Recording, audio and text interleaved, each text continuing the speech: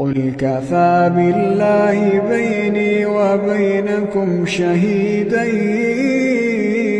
يعلم ما في السماوات والأرض والذين آمنوا بالباطل وكفروا بالله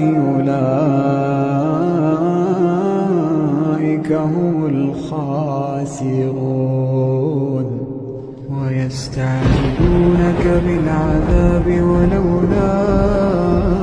أجل مسمى لجاءهم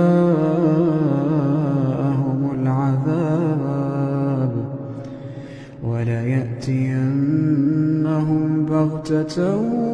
وهم لا يشعرون يستعجلونك بالعذاب وإن جهنم لمحيطة بالكافرين